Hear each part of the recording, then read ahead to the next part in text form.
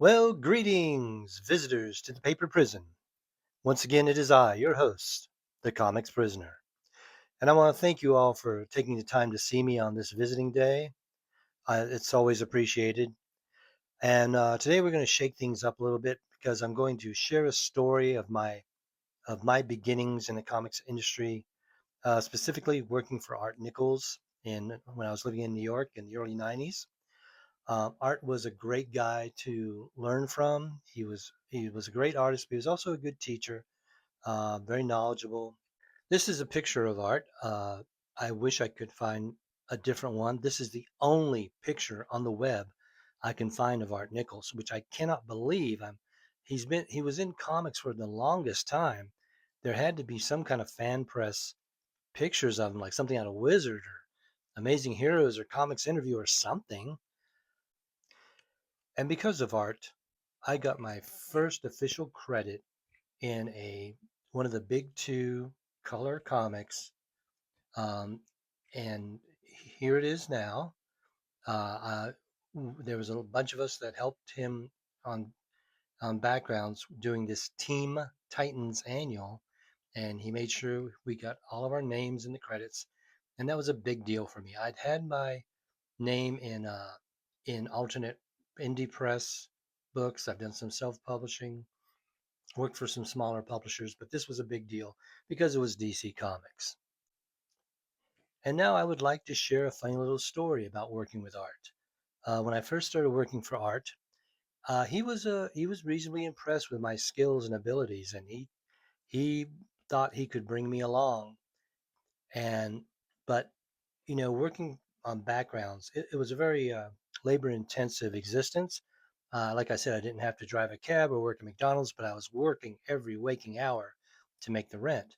And as we were coming up to December, uh, that that was a time what I used to call the caricature season in Washington D.C. It was really just the Christmas season, but that up until that time, that's when I made my most money doing caricatures.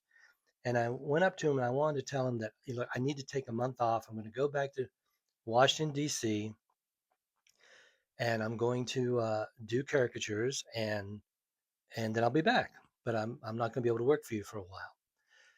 But when I sat down to speak with him, I guess I spoke a little quickly and I basically said, well, I got to take a month off. I've got this job in DC. And he thought I meant DC Comics. And he gave me this look.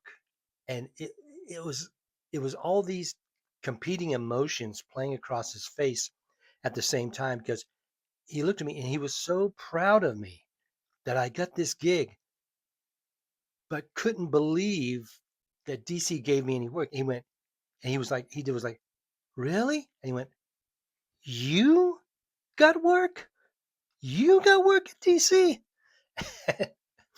and and I was still thinking he understood what I was saying. So I was like, well, it's no big deal. It's just I was thinking it's just caricatures. I don't know why you're getting so so excited. And then finally it just occurred to me. Oh, I'm not talking about DC Comics. I'm talking about Washington D.C. And then everything kind of sorted out of that. But it was just so funny to watch him just be totally baffled how this could happen, but he was so totally happy for me. Those two competing emotions. It was really funny.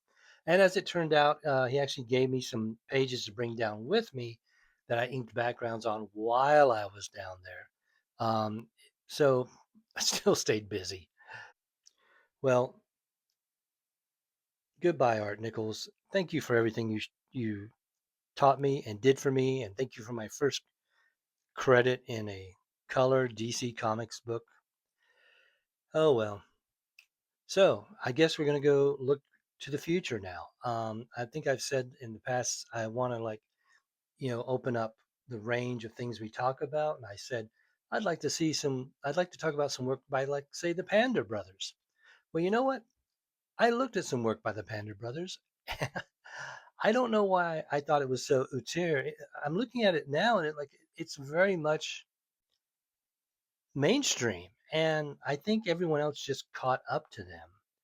So right now I'm choosing between Esteban Maroto or Jesse Santos. Both of them are wonderful talents. I might I might lean toward Jesse Santos because his style was just a tad quirkier, whereas Maroto is very polished and a little more commercial. But, but Santos, I just loved as a kid. It's great work, and it has some some certain personality ticks that just makes it even more interesting. Well, all right. Well, that's it for now. But until next time, hope everyone is safe and well. Stay warm, and I look forward to seeing you again. And until next time, bye bye and buy comics. See ya.